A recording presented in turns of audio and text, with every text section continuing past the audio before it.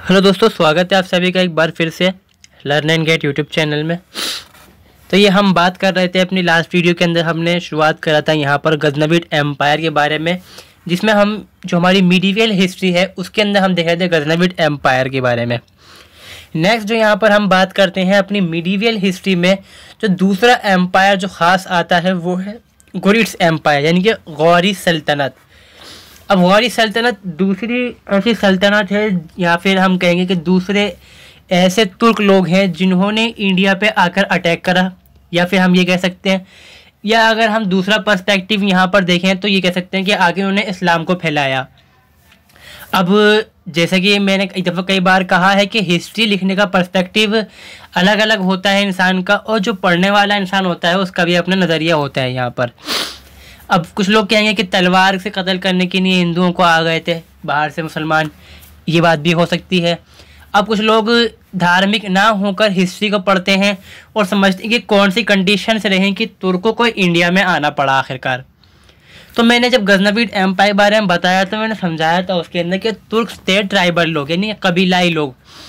अब कबीलाई लोगों के अंदर एक प्रॉब्लम ये थी कि वो आपस में लड़ते रहते थे, सबसे बड़ी प्रॉब्लम जो इनमें थी। फिर जो कबीलाई लोग होते हैं वो एक जगह टिक के तो रहते नहीं है, तो उनकी जगह बदलती रहती है, तो वो खेती वगैरह भी कोई ख़ास नहीं करते। और ट्राइबल्स जो हम देखेंगे, अगर कभी आप कोई ट्राइबल जो तुर्क खासकर हैं उनके बारे में आप देखेंगे तो वो सेंट्रल एशियाई लोग हैं जहाँ पर कोई ख़ास खेती नहीं होती है, तो खाएंगे कहाँ से वो आखिर।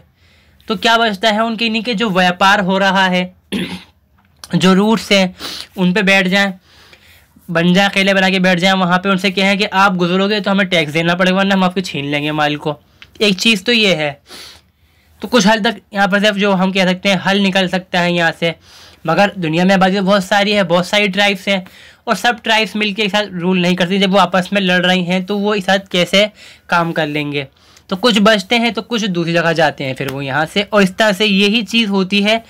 हम देखेंगे कि जो तुर्क लोग हैं वो यहाँ के रीजन में है, तो वो यहाँ से तो काम चला रहे हैं अपना, कि व्यापार चीन से हो रहा है सारा, उसको वो इस्तेमाल कर रहे हैं, मगर शायद तो नहीं कर सकते ना इस्तेमाल उस चीज़ को। तो अब बाहर से व्यापार हो रहा है, उसका भी इस्तेमाल नहीं है। तो अब बचता क्या है कि जो यहाँ का रीजन है, जो यहाँ से व्यापार जा रहा है, इसको कंट्रोल किया जाए। एक चीज़ तो यहाँ पर है। दूसरी चीज़ ये है कि भाई भारत के अंदर है पैसा, बहुत ज़्यादा पैसा है यहाँ पर।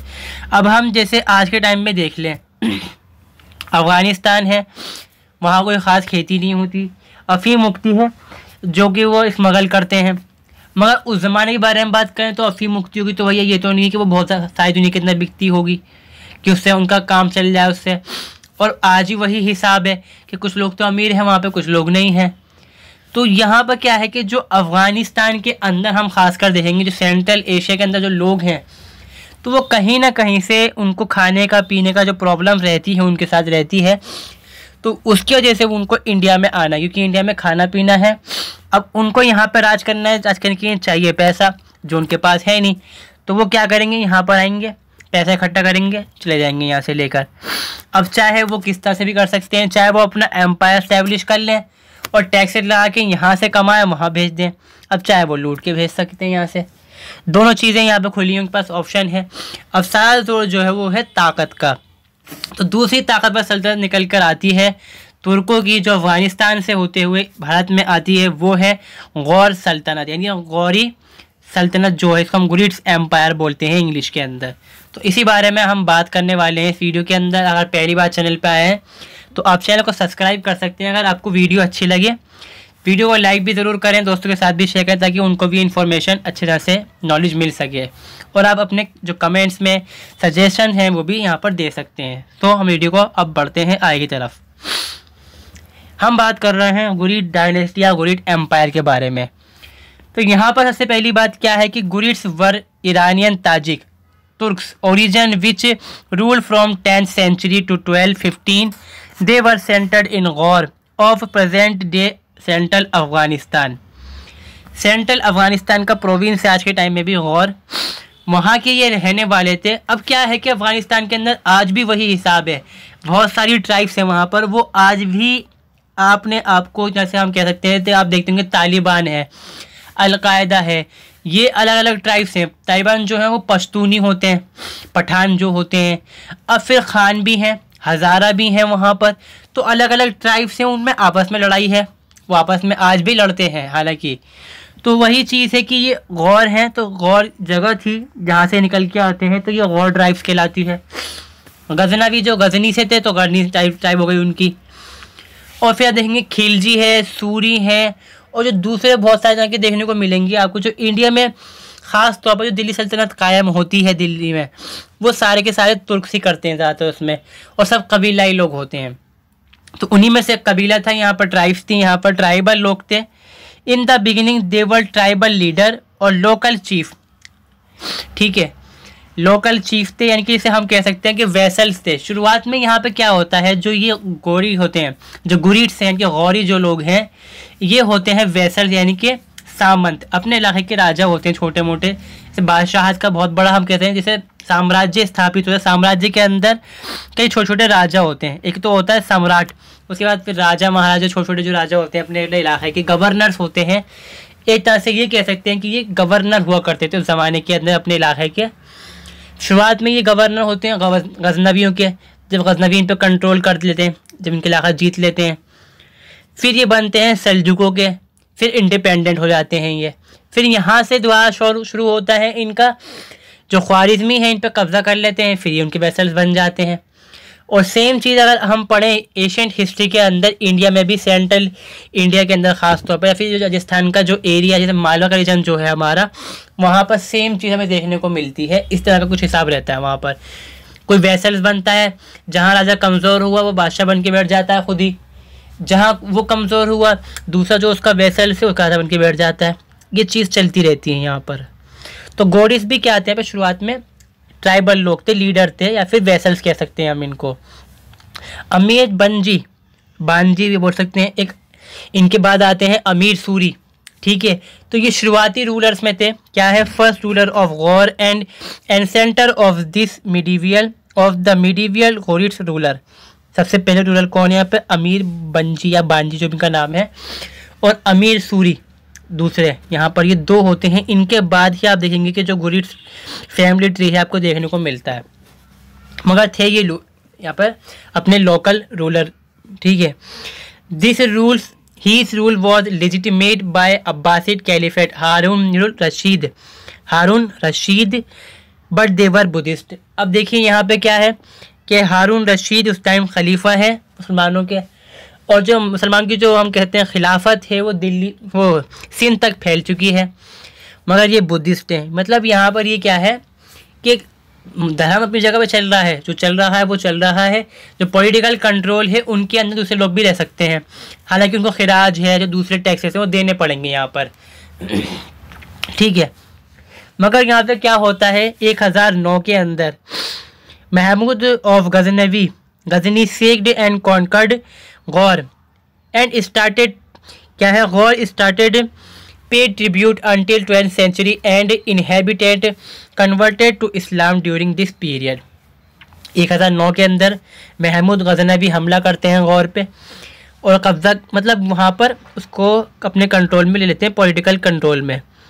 मगर जो ये गौर का इलाका है जबुलिस्तान के अंदर आता है, बहुत सारे बादशाहों ने यहाँ पर कब्जा करने की कोशिश की, मगर वो कामयाब नहीं हुई, क्योंकि ये पहाड़ों के बीच में बसा हुआ इलाका है, बड़ी आर्मीज पहुँच सकती नहीं है।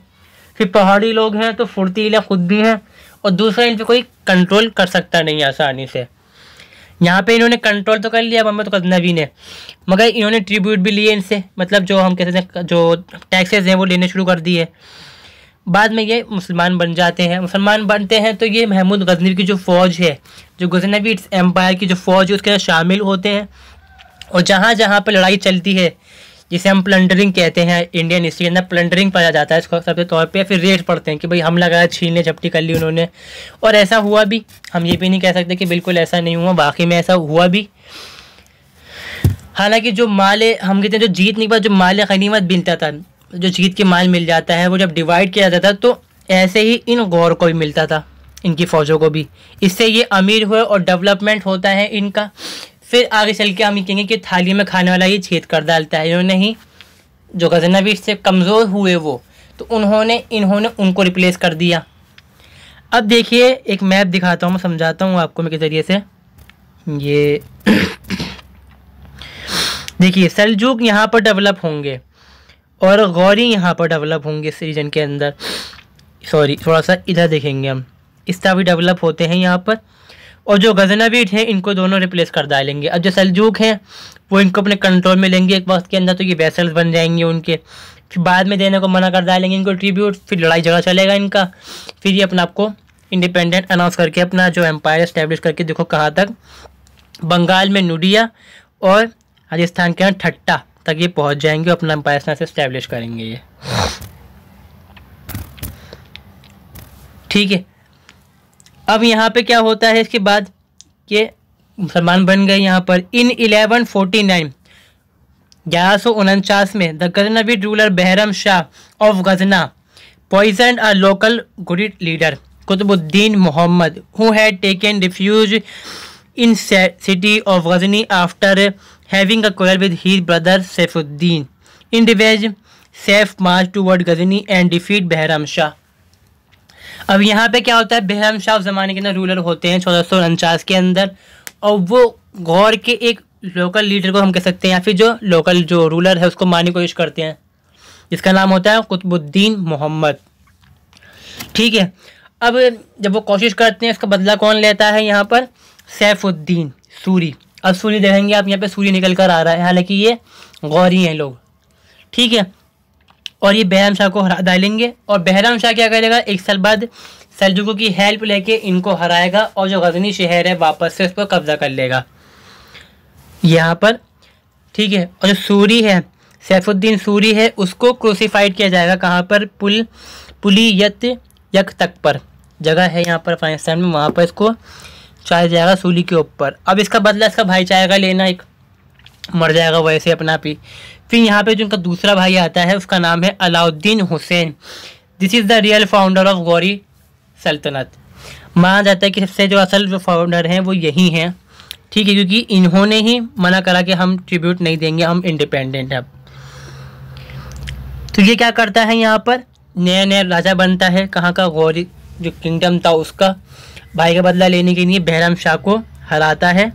ठीक है, और गजनी जी को वापस से कब्जा कर लेता है और वहाँ पर पूरे शहर के अंदर आग लगा डालता है। इस वजह से इसको नाम मिलता है जहान सोज, क्योंकि जहान में आग लगा देने वाला।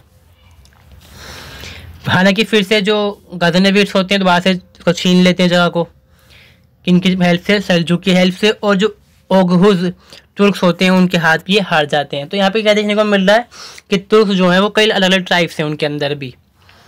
In 1152, Alauddin Hussain refused to pay tribute to Seljuk and instead marched an army from Firozko, but was defeated and captured at Nab by Sultan Ahmad Sanjar।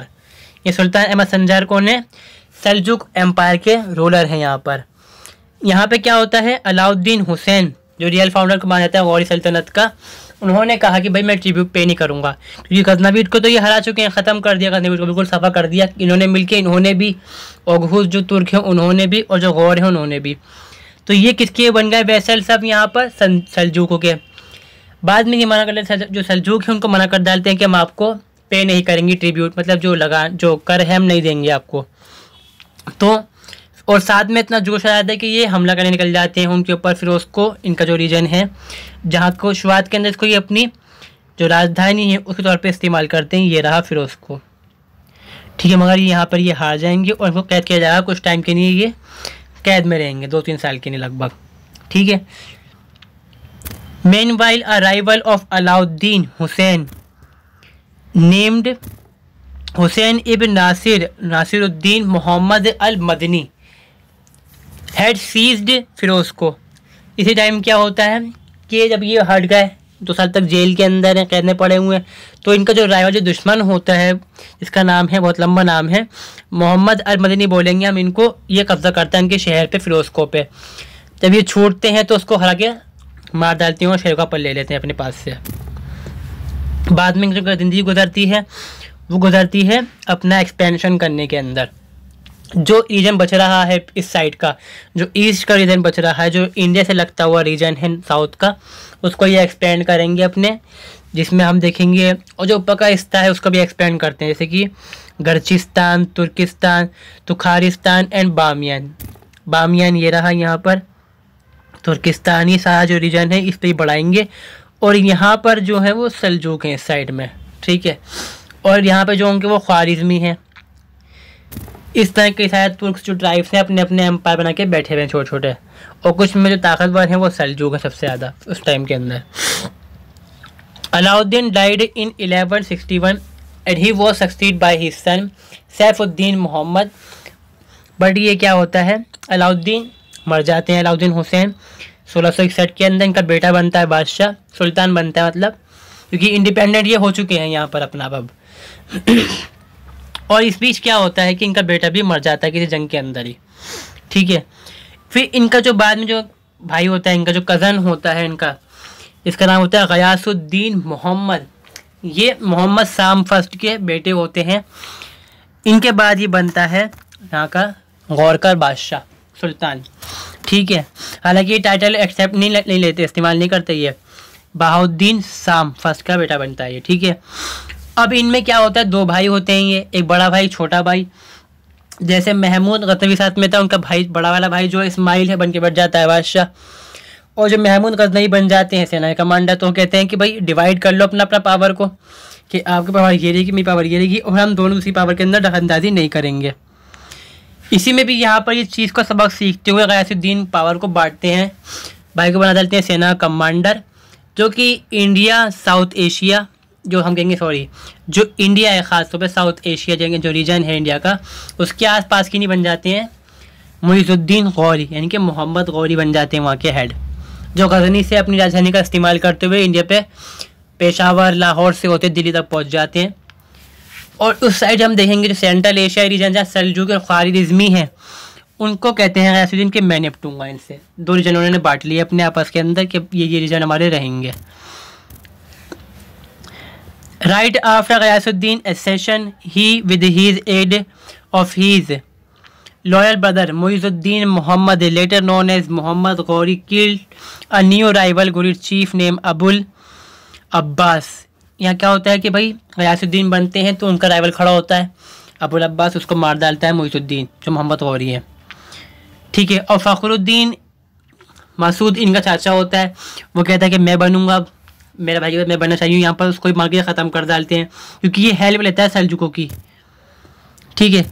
अब इसके बाद क्या होता है, in 1173 Muizuddin Muhammad reconquered city of Ghazna and assistant his brother Ghiyas in his contest with the Khwarazmian empire for the lordship of Khurasan.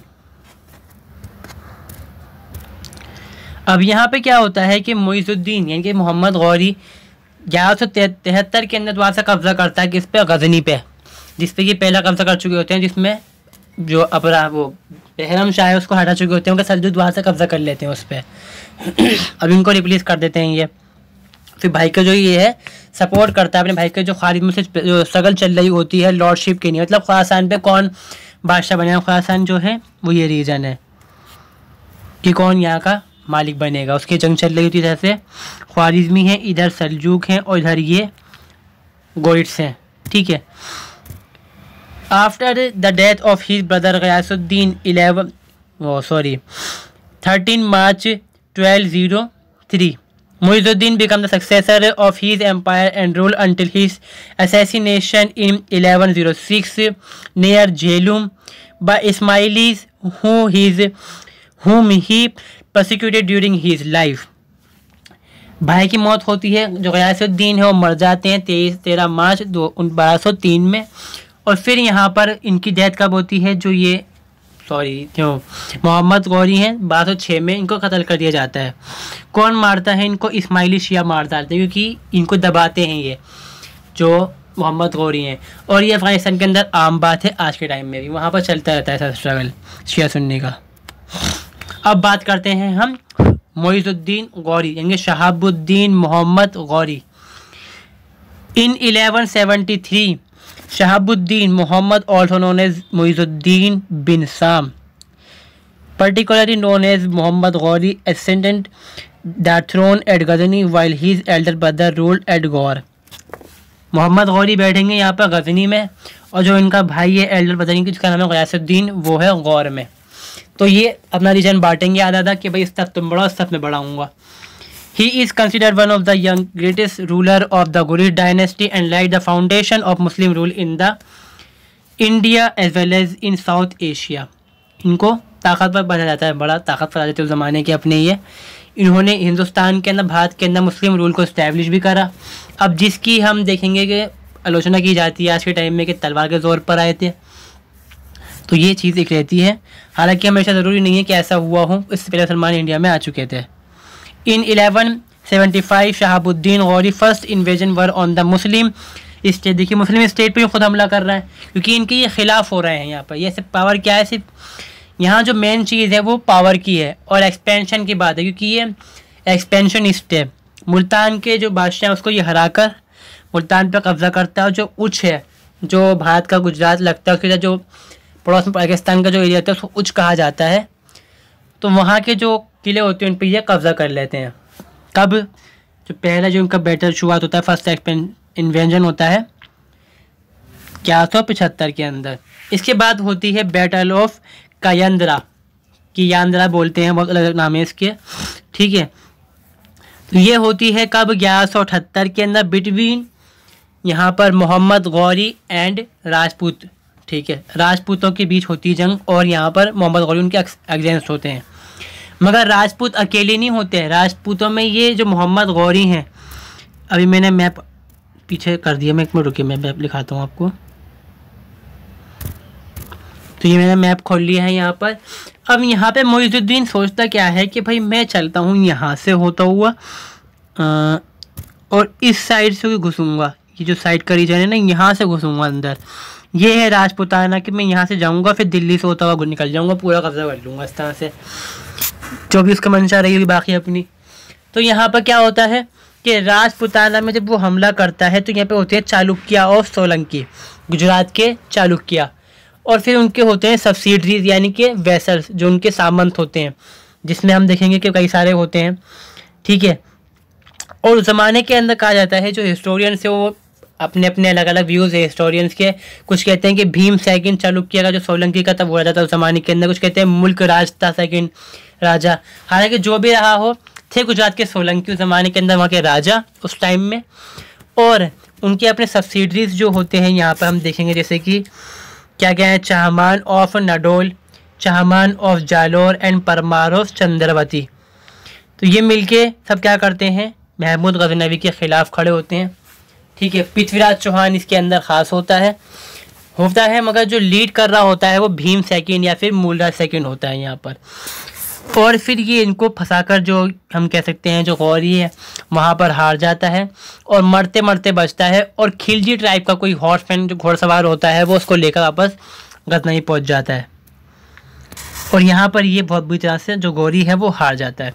अब इससे सबक लेते हुए वापस लौटता है वो अफ़गानिस्तान और तैयारी करता है वापस से जंग की। और इस बीच वो करता है, पहले यहाँ पर हमला करता है कहाँ पर, 1181 के अंदर, सॉरी इसके अंदर पृथ्वीराज चौहान नहीं था, मैं पहुँच गया पतान की बैटल के ऊपर, ठीक है। 1181 के अंदर ये अटैक करता है लाहौर पर, जो कि बची हुई प्रोविंस होती है, बचा हुआ पार्ट होता है गजनवीड एम्पायर का, और वहाँ पर बिल्कुल एंड कर डालता है गजनवीड एम्पायर का। अब बात कर रहे हैं हम तराइन की। पिछले वो जो हमारी जो बैटल थी वो कायंद्रा थी, ठीक है। मैं पहुँच गया तराइन पर डायरेक्ट एकदम चमक करके। अब यहाँ पर क्या होता है, इस बीच में हम बात करते हैं पृथ्वीराज चौहान की। पृथ्वीराज चौहान हम देखते हैं कि दिल्ली पर रूल कर रहे थे यहाँ पर, ठीक है। चाहमान ऑफ दिल्ली थे वो यहाँ के, और उनका वो एक नज़रिया था कि एक्सपेंशनिस्ट थे कि साम्राज्य को बढ़ाएंगे अपना, और जो गौरी था वो भी साम्राज्य को बढ़ाना बंदा था। तो यहाँ पर दो लोग एक जैसी सोच टकराएंगे तो क्या होगा, घमसान का रन पड़ेगा। फिर यहाँ पे वही चीज़ होती है तराइन के मैदान के अंदर, जिसे हम कहते हैं बैटल ऑफ तराइन। अब मोहम्मद गौरी एक्सपेंशन करते हुए गजनी से पेशावर, फिर लाहौर, फिर भटिंडा, जिसको हम तबर हिंद कहते तो ज़माने के अंदर उस टाइम के अंदर वहाँ पहुँचता है, और मोहम्मद गौरी उस पर कब्ज़ा कर लेता है तबर हिंद के किले के ऊपर। और इस तरह से हम ये कह सकते हैं कि वो छावनी होती है, स्ट्रेटेजिक उसकी बहुत ज़्यादा इम्पोर्टेंस होती है कि इंडिया में जो उस पर कब्जा करके बैठा हुआ है, या तो वो ईस्ट पे हमला कर सकता है, या फिर जो वेस्ट है वहाँ पे हमला कर सकता है जाके, मतलब अफ़गानिस्तान के जाना है तो वहाँ से निकल जाओ, और इंडिया में है तो वहाँ से आ जाओ। तो ये एक तरह से सिग्नल बज जाता है, अलार्म बज जाता है जो हम इंडिया के राजपूत होते हैं उनके लिए कि अब गौरी दिल्ली पर आएगा, हिंदुस्तान में घुसेगा, इसको भगाओ यहाँ से। और इसलिए क्या करते हैं, ये एक अलाइड फोर्स बनाई जाती है जिसको यहाँ पे लीड कर रहा होता है पृथ्वीराज चौहान।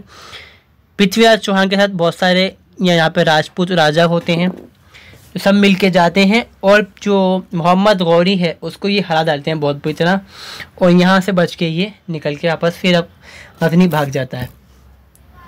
ठीक है, और ये कब्ज़ा कर लेते हैं सबर हिंद के ऊपर। अब इस बीच क्या होता है, महमूद गजनवी, सॉरी मैं गजनवी कह रहा हूँ, यहाँ पे मोहम्मद गौरी तैयारी करता है सेकेंड बैटल के लिए कि मैं हार गया हूँ, अब बदला लूँगा और कब्जा करके रहूँगा दिल्ली के ऊपर, मतलब इंडिया में घुस जाऊँगा पूरी तरह से अब मैं। ठीक है, फिर बैटल कब होती है, 1 साल बाद होती है, in 1192। Ghori defeat Prithviraj Chauhan and victory paved the way for Ghori to push Muslim rule further in India.